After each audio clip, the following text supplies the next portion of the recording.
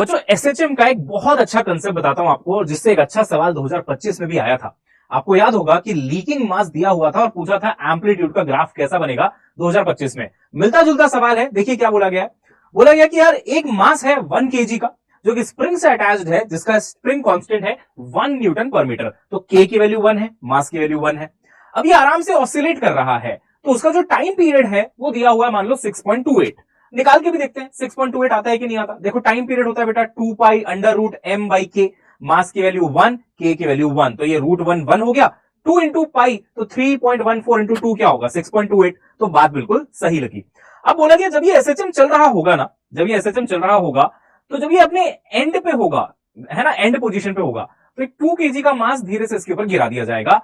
तब बताना है नया जो है टाइम पीरियड वो कितना होगा, और नई जो है एम्पलीट्यूड वो कितनी होगी। आओ जरा इसको चला के देखते हैं। देखो ये एसएचएम अपना चल रहा है ना, ये ब्लॉक जो है अपना मस्त मूव कर रहा है, राइट। अब देख रहा उस मास को उस पर गिरा दिया जाएगा, ये गिर गया।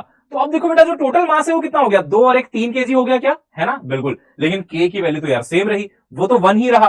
तो अगर तुम टाइम पीरियड निकालोगे इसका, तो वो तो बहुत आसानी से निकल आएगा।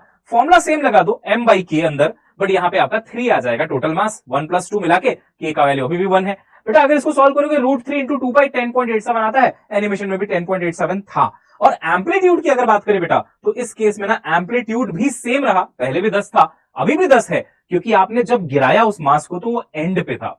अब एसएचएम में ऐसा होता है कि जब यहां तक पार्टिकल पहुंच ही चुका है, तो इधर भी पूरा लास्ट तक जाएगा ही जाएगा, है ना, क्योंकि एम्पलीट्यूड दोनों साइड की डिस्टेंस सेम आती है ना बेटा, तो एम्पलीट्यूड 10 रहा। लेकिन एक बढ़िया चीज बताता हूं, अगर मैं यही चीज ना सेंटर से ड्रॉप किया होता, मान लो सेंटर पे रख के मैंने मास को ड्रॉप किया, तो अब देखना क्या जबरदस्त चीज होने वाली है। सेंटर पे देखो अभी ड्रॉप होने वाला है, ये ड्रॉप हो गया। देखो टाइम पीरियड तो वही आया 10.87 जो मैंने निकाला था, पर आप देखो एम्पलीट्यूड अब 10 नहीं है, 5.77 है। तो ऐसा क्या हो गया, जब मैंने मास को एंड से नहीं, यहां से नहीं, बल्कि कहां से ड्रॉप किया है, सेंटर से, यानी कि मीन पोजीशन से।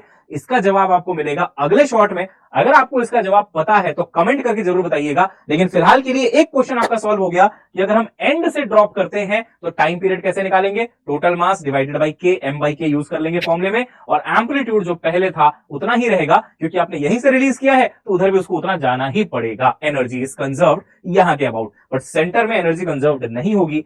सॉल्व करके आप बताइएगा कैसे होगा। मैं आता हूं अगले शॉर्ट में पूरा इसको डिटेल एक्सप्लेनेशन लेके। मिलते हैं, चैनल को सब्सक्राइब कर लेना।